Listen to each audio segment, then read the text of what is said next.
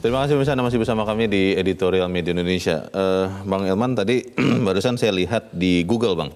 Apa sih artinya etika? Etika itu dari bahasa Yunani kuno yang artinya adalah timbul dari kebiasaan, etikos. Jadi sesuatu yang dibiasakan dan itu menjadi nilai atau standar dari nilai moral. Pertanyaannya begini, Bang, ketika kepala daerah disebut menerabas etika, kalau dari sisi hukum, apakah ada yang memang dilanggar ketika ada kepala daerah yang meminta kepada presiden, karena ini katanya menyuarakan keinginan rakyatnya, supaya mengubah atau mencabut undang-undang Cipta Kerja ini? Di awal editorial ini kan saya sudah sampaikan. Ya, Bang. Negara itu kan ada pemerintahan kan. Ya. Nah, pemerintahan itu ada di pusat, ada di daerah. Pusat dan daerah ini kan satu administrasi kan, satu kesatuan dalam bingkai NKRI kan begitu. Negara Kesatuan Republik Indonesia gitu kan. Yeah. Kan tidak ada dibilang kan misalnya di daerah ini ada nama lain kan tidak kan. Itu kan NKRI juga. Betul. Jadi yang ada di Sumatera Utara itu NKRI. Yeah. Yang ada di Jogja itu juga NKRI. Yang ada di Papua juga NKRI. Tidak ada penyebutan lain. Jadi satu kesatuan. Jadi karena itu maka daerah itu wajib melaksanakan kebijaksanaan pusat. Jadi apalagi namanya undang-undang, undang-undang itu wajib dilaksanakan oleh semua kita. Semua warga negara. Semua warga negara tunduk kepada undang-undang, apalagi kepala daerah. Yeah. Jadi kalau ada kepala daerah yang tidak tunduk kepada undang-undang, memang aneh, lucu. Dan kita sebagai orang yang paham tentang ketatanegaraan, kita tertawa ini. Kok ada kepala daerah yang menantang undang-undang kan gitu. Yeah. Anehnya lagi, ketika ada kepala daerah yang meminta supaya presiden membatalkan dan membuat perpu untuk membatalkan undang-undang ini.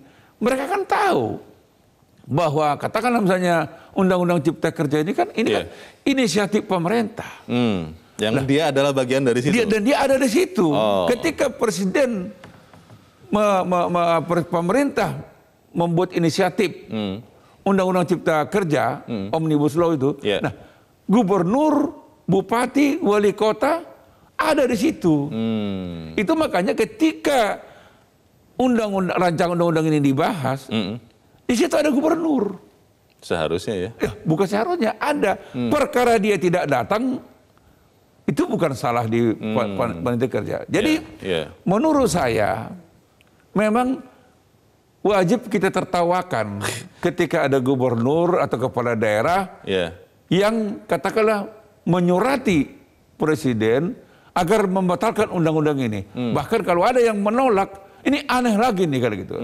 Karena menurut saya ketika presiden mengundang seluruh kepala daerah, jumingan, jadi seluruh gubernur ikut di dalam pertemuan itu. Nah, presiden pada saat itu sudah menyatakan, tolong para kepala daerah mengkaji undang-undang ini.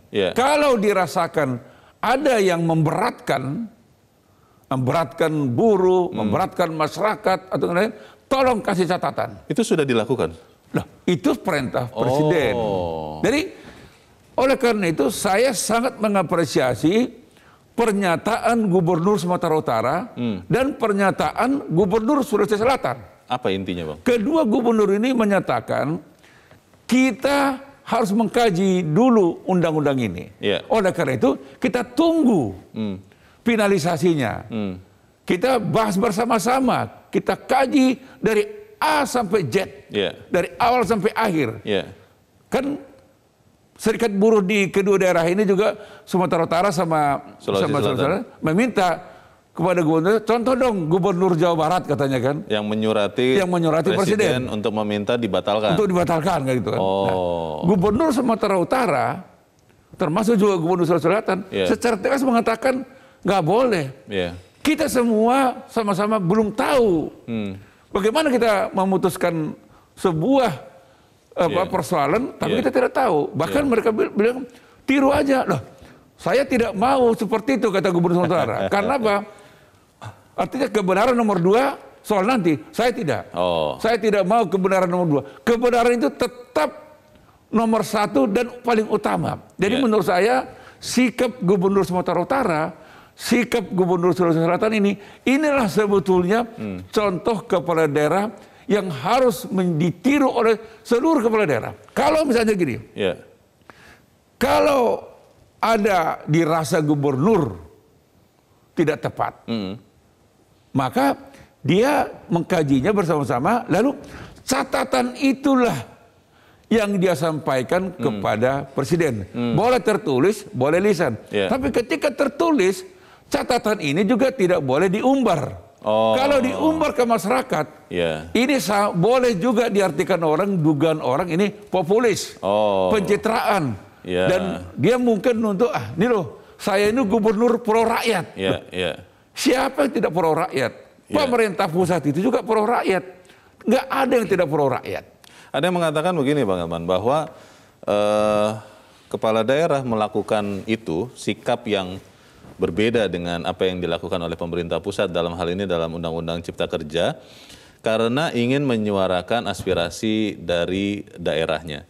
Ada juga yang mengatakan, oh itu kelihatannya sengaja dilakukan hanya untuk mengkanalisasi aspirasi dari massa yang berunjuk rasa, untuk sekaligus meredam. Karena kalau sama sekali misalnya tidak ditanggapi, kemudian atau bahkan dikatakan, oh kita harus menerima misalnya begitu, takutnya demonstrasi ini akan lebih besar. Itu untuk meredam keramaian itu. Kalau ada yang mengatakan begitu bagaimana Bang? Begini Bung Leo, tadi saya kasih contoh. Memangnya keramaian yang ada, kebrutalan yang ada di daerah lain apa tidak sama juga di Makassar? Terjadi juga. Terjadi juga. Eskalasinya juga tetap tinggi. Tekanan itu tetap ada. Apakah tidak terjadi di Medan? Terjadi juga. Tetapi yang saya mau gambarkan, disinilah sebetulnya memperlihatkan gubernur itu punya wibawa nggak? Gubernur itu memahami nggak tugasnya? Baik. Jadi Gubernur Sumatera Utara sama Sulawesi Selatan dia bilang, oke, baik. Seluruh aspirasi ini akan kita catat, akan kita telaah, akan kita kaji. Berikutnya akan kita sampaikan kepada Presiden. Kan begitu. Ini sudah terjadi Bang, ada beberapa kepala daerah yang menyurati, ada yang bahkan terang-terangan mengatakan menolak, meminta Presiden membatalkan. Setelah ini kemudian apa yang harusnya dilakukan, kita harus bahas di bagian berikut. Pemirsa tetap bersama kami, Editorial Media Indonesia, segera kembali. Terima kasih pemirsa, Anda masih bersama kami di Editorial Media Indonesia. Bang Elman, kita coba dengarkan dulu Bang pendapat dari pemirsa Metro TV. Kita sudah terhubung dengan pemirsa Metro TV di Bekasi, Jawa Barat. Ada Pak Ondo Silitonga. Pak Ondo, selamat pagi. Selamat pagi, Bung Leonard, Bung Eman. Selamat pagi. Silakan Pak Ondo, pendapat Anda Pak. Kepala daerah menerabas etika, nih judul editorial kita. Bagaimana Pak? Iya, itu saya melihatnya aneh ya. Bukan hanya kepala daerah, ada juga akademisi yang bergelar profesor juga mengusulkan perpu. Jadi aneh. Jadi menurut saya ini kepala daerah seperti ini karena kesempatan mempersulit perizinan itu menjadi terpangkas sehingga dia terganggu. Ada juga unsur politis. Mereka hanya jadi mereka harusnya corong pemerintah, tapi bukan corong rakyat saja gitu loh. Jadi di sini ada lihat-lihat dia dari partai mana yang mengusulkan dan lain-lain. Setahu saya, undang-undang ini tidak soal buruh saja. Yang lebih penting untuk meningkatkan investasi dengan perizinan yang mudah dan dapat menyerap pengangguran. Dan para mahasiswa yang demo ini justru mereka harusnya bersyukur karena mereka begitu tamat, mereka ada peluang kerja karena dengan undang-undang ini. Oligarki perizinan terganggu Mas dengan adanya undang-undang ini. Jadi ya ada beberapa kepala daerah yang seperti itu. Kesempatan dia menjadi oligarki perizinan itu jelas-jelas terganggu. Pungli hilang kan gitu. Juga perpu itu harusnya kan dibuat dengan adanya kondisi negara yang darurat. Loh ini nggak ada yang darurat kok jadi ada usulan perpu gitu. Yang paling mengesalkan saya profesor usul perpu, dia tahu nggak perpu bisa diciptakan kapan? Situasi masih damai-damai kok ngusul perpu gitu loh. Baik, terima kasih Pak Ondo Silitonga di Bekasi, Jawa Barat. Selamat pagi Pak. Di belakang Pak Ondo ada Pak Syahril di Jakarta. Pak Syahril, selamat pagi. Terima kasih Metro. Saya itu sangat menyedihkan. Sangat menyedihkan sekali ya, kepala daerah itu sendiri tidak mengerti. Sang gubernur tidak tahu. Jadi apa sebenarnya mereka di Republik ini? Apa posisi mereka? Mereka tidak tahu bahwa negara kita ini bentuknya negara kesatuan Republik Indonesia, bukan negara federal. Kita berbeda dengan federal, bukannya seperti di Amerika sana, ya, di mana kepala daerah itu adalah presiden tersendiri, mereka bisa mengambil keputusan sendiri. Mereka itu adalah bagian daripada pemerintah pusat, mereka melaksanakan apa yang tidak pusat. Kalau mereka tidak mau melaksanakan undang-undang peraturan pemerintah pusat, mereka selayaknya mengundurkan diri, minta berhenti. Dan pemerintah pusat selayaknya memberhentikan mereka, karena mereka melanggar hukum. Itu melanggar hukum. Seharusnya mereka itu memberikan edukasi, berdialog dengan para demonstran itu, menyampaikan nilai-nilai daripada undang-undang itu. Baik, terima kasih Pak Syahril di Jakarta. Selamat pagi Pak. Di belakang Pak Syahril ada Pak Sunoto di Cirebon, Jawa Barat. Pak Sunoto, selamat pagi. Selamat pagi Bang Leo dan Bang Elman. Selamat pagi Pak. Ada beberapa. Yang pertama ini mungkin Bang Elman sebuah konsekuensi dari sistem tata negara yang otonomi daerah yang dulu tidak cermat membangunnya secara sistem. Jadi yang namanya otonomi daerah itu bukan berarti kepala daerah boleh bertindak semaunya. Yang kedua, ya kan, ini gubernur-gubernur yang bertingkah seperti ini, yang pertama itu melanggar etika, dan yang kedua dia nggak ngerti esprit de corps, ya kan, dan yang ketiga tidak paham mengenai kaidah-kaidah manajemen. Iya kan? Nah, kalau ada gubernur yang membangkang tidak ikut dengan garis yang telah ditentukan pusat bisa ngomong, yuk kalau butuh duit juga yuk biayai sendiri itu daerahnya, jangan minta ke pusat. Iya kan? Harus ada konsekuensi yang harus ditanggung Bang Elman. Dan nih kalau soal isinya saya juga belum membaca semua Bang Leo, Bang Elman, tapi paling tidak tahun lalu kami diundang ke istana untuk ratas. Dan salah satunya adalah membahas regulasi. 42.000 regulasi yang sudah menjadi kolesterol Bang Elman. Iya kan? Ada kasih contoh anggota kami dari Himpunan Industri Mebel dan Kerajinan itu di Ngoro 200 sampai 250 kontainer per bulan. Sekarang hengkang ke Vietnam karena apa? Tidak betah dengan regulasinya. Coba ada sebuah PMA yang harus memiliki 110 license. Ya kan? Nah, jadi maksud saya kaum intelektual yang kalau ngomong itu harus rasional dan proporsional, ya kan? Kalau Ridwan Kamil mengatakan mengatasnamakan suara rakyat, dia tidak menyuarakan suara kami kok, iya kan? Kami kekurangan bahan baku juga dia diem aja kok, iya kan? Pak Sunoto juga rakyatnya juga ya Pak ya? Saya juga rakyatnya, orang Jawa Barat asli, iya kan? Yang dulu juga nyalonin gubernur tapi nggak jadi, iya kan? Nah, jadi jangan sembarangan mengatasnamakan rakyat, iya kan? Nah, yang berikutnya adalah bahwa pengusaha juga Bang Elman tidak mau kalau ada undang-undang ketenagakerjaan yang menjolimi pekerja. Karena apa? Kalau kami menjolimi pekerja, perjalanan organisasi perusahaan kami juga tidak nyaman. Iya kan? Disangkanya kalau undang-undang itu berpihak ke pengusaha secara absolut, kemudian kami senang. Pengusaha macam mana itu?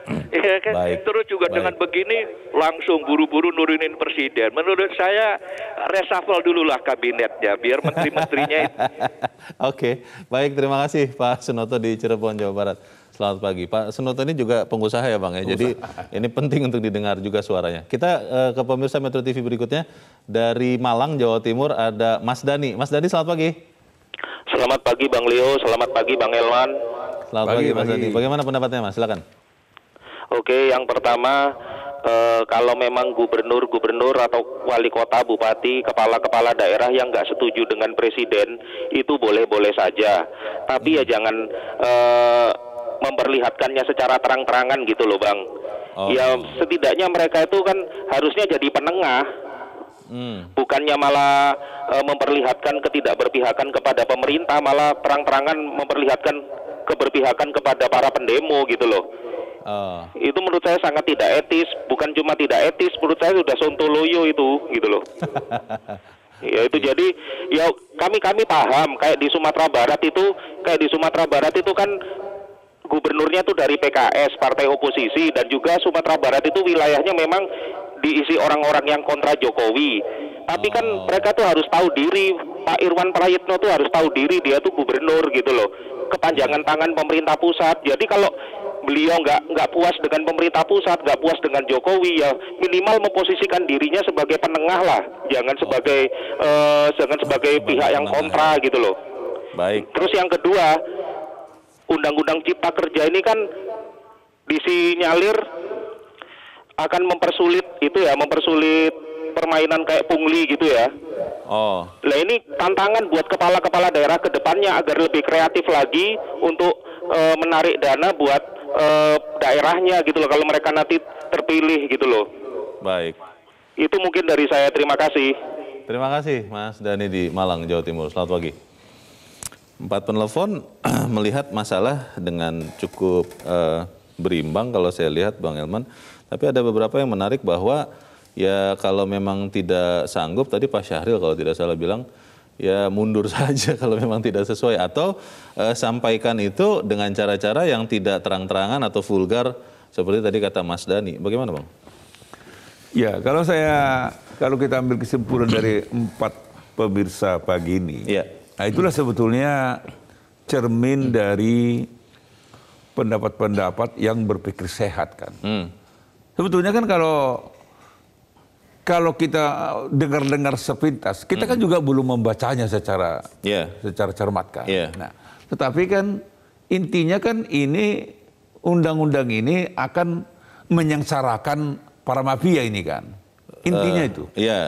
Menyengsarakan akibatnya kalau diterapkan ya. Jadi para mafia nanti akan disengsarakan, para koruptor juga akan disengsarakan. Pemburu rente juga akan disengsarakan. Karena apa? Karena seluruh perizinan itu akan lebih sederhana. Disederhanakan. Nah, kalau pemerintah daerah merasa kewenangannya diambil, sebetulnya kan tidak.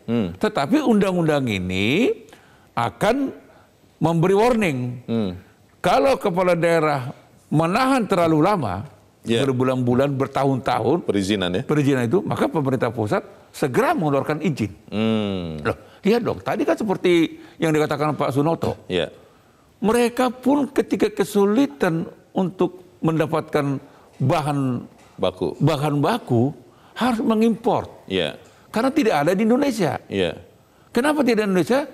Karena pengusahanya tidak akan mau berinvestasi di sini karena tidak kondusif kan gitu. Karena susah perizinannya, lama. Nah, ketika mereka kesulitan mendapat bahan baku, berteriak nggak itu pendemo?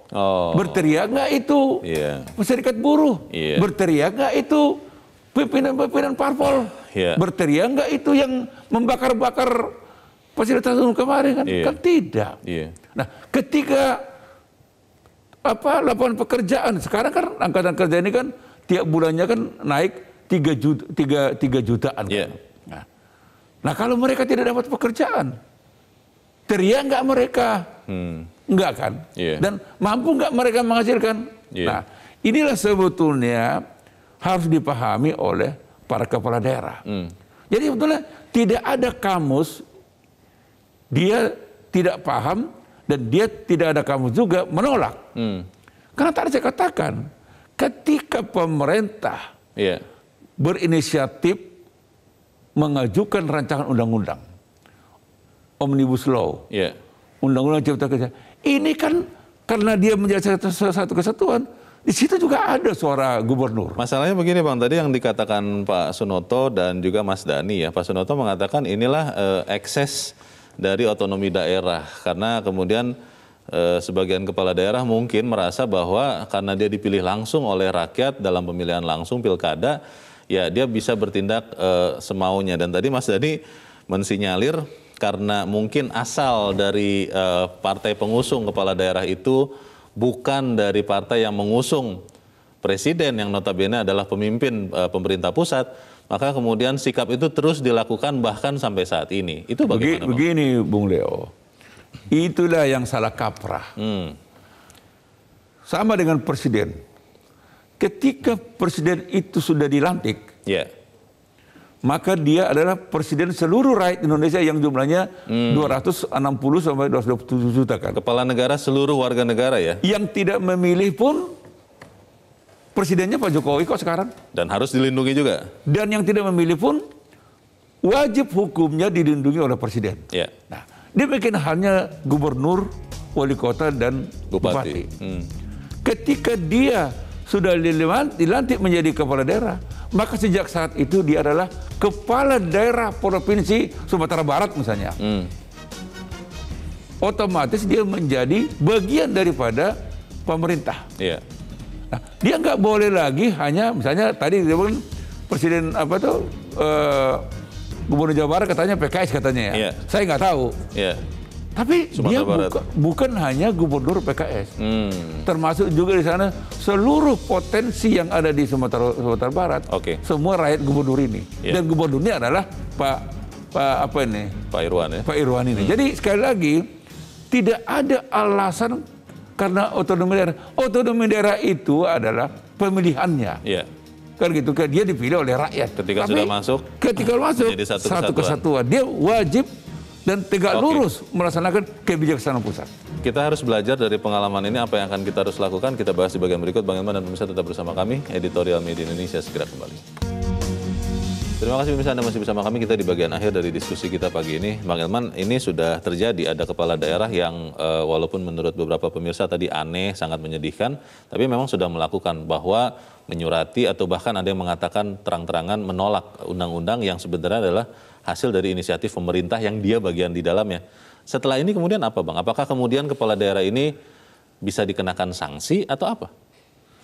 Ya, sanksi sih ya tidak mudah ya. Tidak ada ya aturannya? Ya paling tidak kita katakan tidak mudah. Kalau aturannya pun saya belum pernah baca kan. Tapi saya bisa katakan tidak mudah. Tetapi kan lagi-lagi yang mau saya katakan ini kan soal beretika kan. Beretika. Jadi jangan sampai tindakan mereka ini menimbulkan kesan di masyarakat seolah-olah mereka memang ingin populis kan.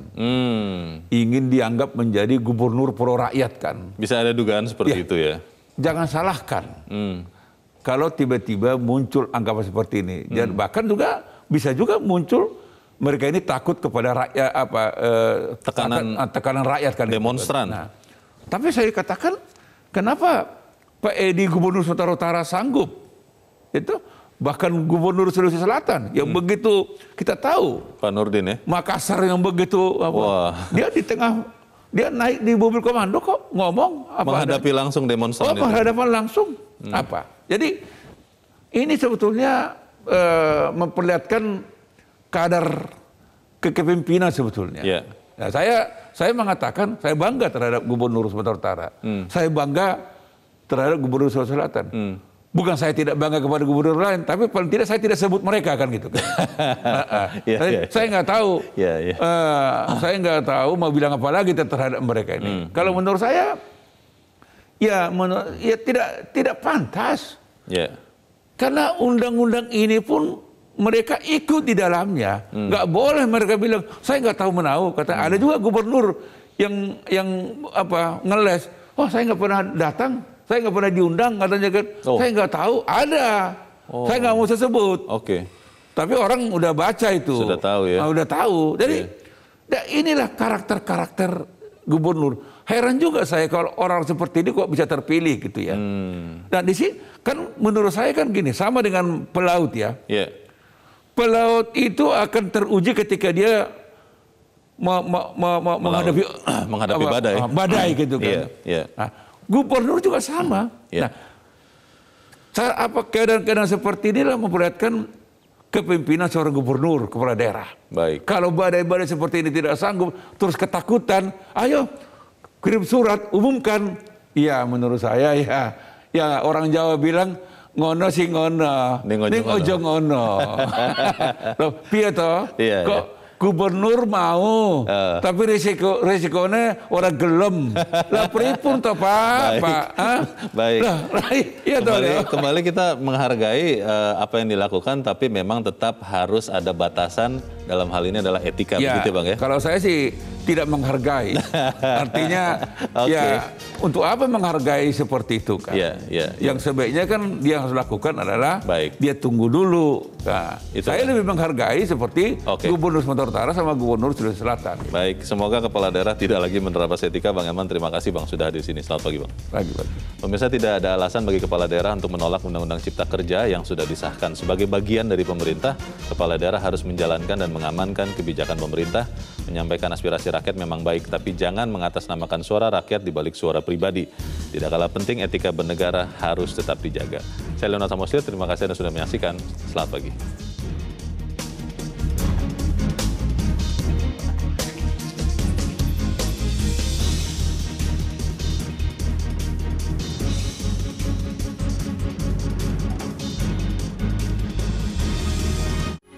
Metro TV, knowledge to elevate.